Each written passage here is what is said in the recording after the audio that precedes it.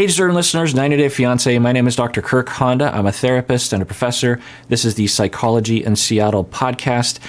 As I always say, since this is a psychology channel, everything I say may contain triggering material, so keep that in mind. Watch with care. Let's watch. I'm not the type to be dealing with any baby mama drama. Today, we're meeting with my ex-wife, Shaeeda, and the goal is for them to be able to work out their differences. So if things don't go well, that's your problem, not mine.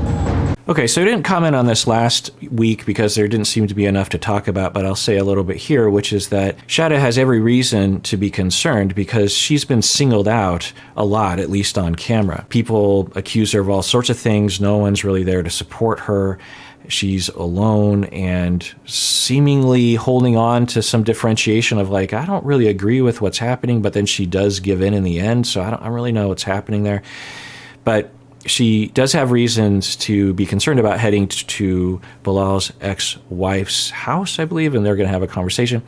The ex-wife was, I think, fairly rude to Shaeeda, downplaying Bilal's issues and responsibility. I mean, it's possible that the ex-wife just didn't know what was happening, but then the ex-wife said, he's got issues, that's why I left him. But Bilal tends to throw Shaeeda under the bus, so yes, she's worried about that. She's also saying that if your ex-wife comes at me, that's your fault. If I were there, I would ask Shaeeda to be more direct. Whenever you're in a tense conversation with your partner, in all likelihood, there is a request that you are trying to communicate, but not directly. I'm guessing that Shaeeda right now, her request to Bilal, and in session, I will force my couples literally say, no, start with these few words, which is, I request that you, So, because it's so hard for us to do that. It's vulnerable.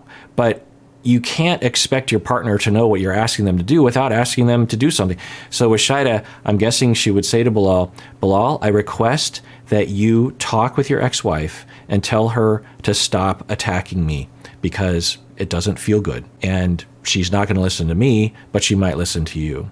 Or I request, Bilal, that you support me when your ex-wife starts to attack me, or something like that. And then Bilal can either say yes or no, or maybe, or ignore it or something. Now, why we don't make those requests, why Shaeeda might not make that request, is because she might worry about what Bilal might say, which we could imagine. I mean, can we imagine that Shaeeda would say to Bilal, please talk with your ex-wife and tell her to stop this, or please support me during this process. Can we imagine that Bilal would say, honey, absolutely, and then he would follow through? I mean, we've seen nothing of the sort on this show. Maybe behind the scenes. I mean, the only thing I hope is that behind the scenes, it's a very different relationship, but we saw the tell-all from last season, and that tell-all, I'm pretty sure, was filmed after this whole season had been filmed, or at least well into it. And by then, Shaeeda seemed pretty demoralized when they were at the very end of the episode and they're interviewing the two of them. And she just seems like, look, unless you don't change, unless you start, you have to start listening to me, or else our marriage is going to end up like your last marriage. And then he just stares at the camera and she just starts crying. And you just think, I don't know if behind the scenes things are going well. Just on the ride here, Shaeeda had like a defensive demeanor about herself. And it's really important to check those emotions. If Shaeeda and Shaeeda can't put their differences to the side, I don't know what they would be able to ever get along. And I cannot have a toxic environment for my children. Okay, interesting. So he is framing Shaeeda's request, her indirect request to Bilal, as being overly emotional and defensive. And he's said similar things before, when I think a lot of people watching the show, at least what's being presented to us, would say that Shaeeda is justified in having those feelings and is actually totally reasonable to have bigger feelings and bigger expressions of feelings. So we're in that mode again. And there's just an overall campaign, seemingly from everyone on the show in this storyline, aside from Shaeeda, to convince Shaeeda that she's defensive and wrong and overly emotional.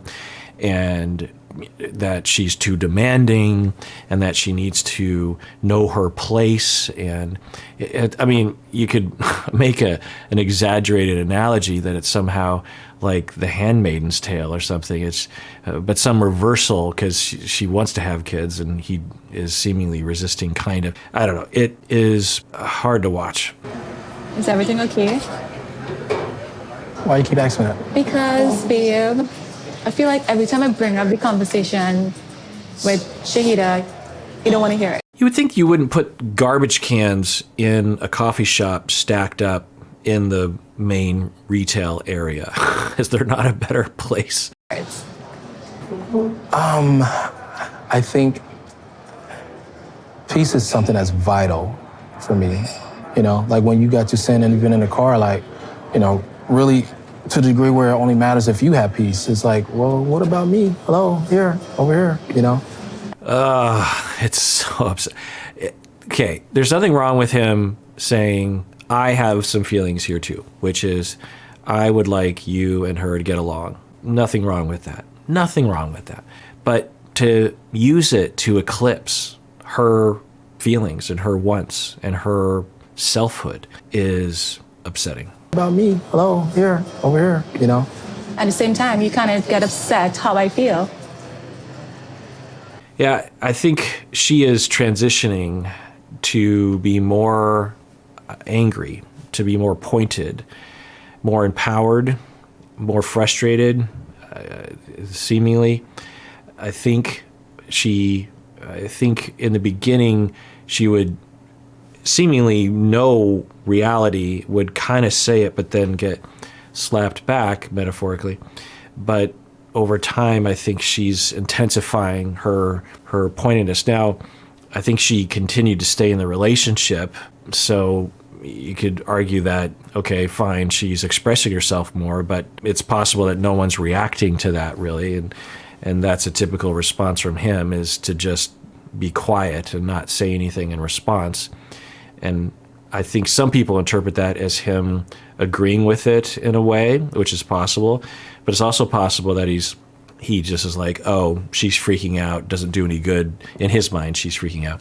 Doesn't do any good to engage with that, or I'm going to express my disapproval through stoic silence, which I don't know, but could be what he was during the tell-all from the last season, which I think happened after this point. So this might be a burgeoning of those feelings that we eventually saw in the tell-all from last season. Shaeeda definitely insinuated that I am here for the wrong reasons, like I'm here to take what Bilal has. And she thought it was best that we sign a prenup, but I'm not going to take any food away from her kids' mouths. I have to know that, you know, you're not here for just what he has. I have a life in Trinidad. Yeah, I'm reminded now as they're recapping, which I always appreciate, the statements from her. I mean, just imagine that because the ex-wife doesn't know Shaeeda very well, which is natural, and the first time you have a sit down with them and you get this accusation, not only that there are signs and reasons to believe that she's just in it for his money, but also that she's some poor, desperate, woman from another country that had nothing where she was. And of course she's here to gold dig. And she keeps repeating, I was not nobody in my home country. I had things. I was respected. I had a career. Everything was fine. So this assumption that somehow I'm even going up in life is based on bigotry towards people not in this country. It's just this automatic assumption that if you're not from the States or you're from Trinidad, then you're somehow desperate. There's a frequent attitude from people, the family members on this show, that's like, well, the only reason why they're involved with my brother or my sister is because they're just gold digging. And it's just like, yeah. And for the children's sake. Her approach was very aggressive, very hostile. Why try to bully me? Because you have the upper hand as the American woman. Like, that is not right and it's not fair. So I felt like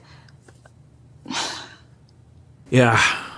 Every time I hear these statements from her, I'm encouraged because it means that she sees it for what it is. She's not blaming herself, seemingly, at least outwardly. And then we see that where she just goes, ugh. And I think what's happening, I don't know, there's something about her past that is making her feel like this is the only option or one of the only options, maybe the last possible option for her, given her timeline or whatever. I don't know. They almost never go into people's histories, and when they do, they just give us little bits. So, it's not a show about people's histories, but it would be interesting to know. I think it would provide some context. But I think what's happening is there's a part of her that's pushing her into the situation, really trying to make it work. And there's another part of her that's like, this is not working. There's so many parts of this that I don't like, that I am expressing, that no one is hearing me and no one is reacting. In fact, when they do hear me, they make it seem like I'm an idiot or unreasonable or overly emotional or something. And I want it to change. This is unfair. And I'm going to set out to change it. I'm going to demand that I be heard. But then there's another part of her that I think knows that that's not going to work, given her history with these people, particularly Bilal. And then that happens where she goes, ugh. And I see that so often in her demeanor. I don't know, I'm literally trying to read someone's mind, but who knows what's really happening. But that's the way I'm interpreting it, that she just says, well, but you have to deal with this because there's no way other than this then will meet my needs of having a family or a life or a child or something. I don't know what that is. I don't even know if that's there, but so often I will see that. And I think that that's the loop that she's in. Harm will happen. She will have a reaction. She will feel empowered. She will voice it. It will go nowhere, or she'll be given a very strange reaction from other people. His family completely supports him. And then she's at a Y in the road. She either continues to go down the road of empowerment and anger and assertiveness, and very likely risks ending the relationship, probably prompted by her, where she says, I'm done, let's get a divorce, which is, I think, somehow intolerable to her given her history. Or she does that. She just like, it's sort of like when you need a job. And well, I'll tell you from my own perspective, I probably had this, like, it's not this bad but it's analogous. I was 22 or 3 or something. I had just got a bachelor's degree and in business from the University of Washington, Foster School of Business, a somewhat prestigious business school, and thought, okay, now that I have my bachelor's degree, world, give me a job. And that did not happen. And so I was running out of money. My grandparents gave me $1,000 for graduating with my bachelor's, and I strung that out over 3 or 4 months. I just paid my $250 rent. I lived with 5 other dudes in Ballard, Seattle, and spent very little money. And the money was running out, and I was trying to find a job. And then I did find a job at Foot Locker. I was selling shoes, which did not feel like I was utilizing my bachelor's degree, but it was money, and it had something to do with sales, I guess, and business. And the boss was abusive to me, and I just one day just walked out, said I quit, because he was verbally abusive for no reason. And I was trying to find a job and couldn't, and just any old job. And then I remember $5 in my wallet. I had a couple gallons of gas in my car, in my very used car. And I'm driving around, and it's a typical Seattle day, overcast. It was probably in the spring or something, and dreary, probably drizzly rain. And it's the middle of the day, and I'm thinking, this is it. I'm not going to be able to afford rent. I guess I have to move back home or something. And I just got in my car and I just started driving around Ballard, which is a neighborhood in Seattle. And this is back when Ballard wasn't fancy. It was a very working class area back then, fishing area. And I was despondent driving around. And then I see a sign at Godfather's Pizza that says, hiring drivers, apply within, big banner. And I'm like, really? I'm going to be a pizza delivery driver? Like, fine. So I felt like I was settling. And this isn't when I got this face, though. I'm just like, well, okay, driving pizzas, maybe it's not so bad. And I pull in and I apply and I get hired right away. And I'm like, okay, well, I guess I'll get this minimum wage job and I'll have money for rent, I guess. And then I think the first shift, they said something like, well, we don't have any driver slots, shifts open. So why don't you be a cook for the pizzas? And I'm like, okay, but I didn't make this face yet. So I go, okay, fine. So I make the pizzas and we're making the pizzas and and it wasn't terrible, but it wasn't ideal. Let's just say that. One of the nicest things, though, is when a pizza was made wrong, when there was a problem with the pizza, the management would just put it out for us to eat or take home.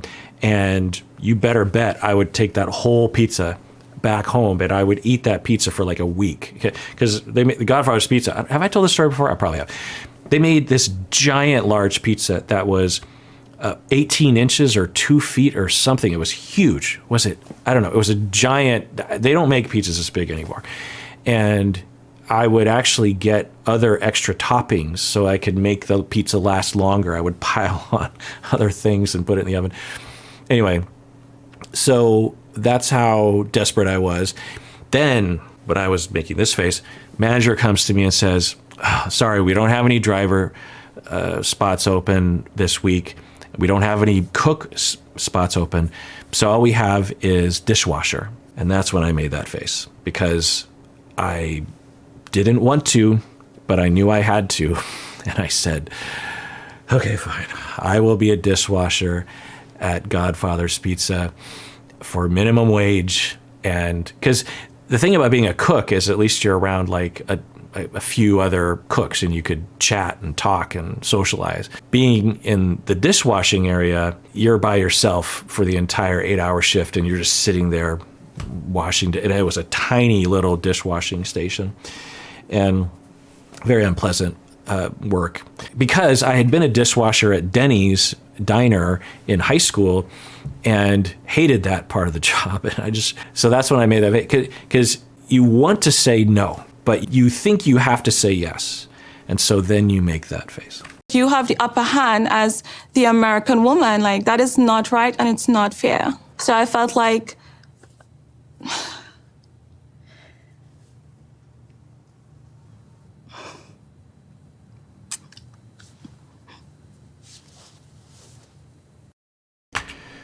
yeah, just heartbreaking, right?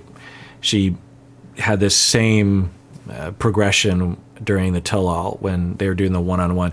And also, I think they do a lot of these interviews at the end of the season, so this interview might be at a similar point with the tell-all.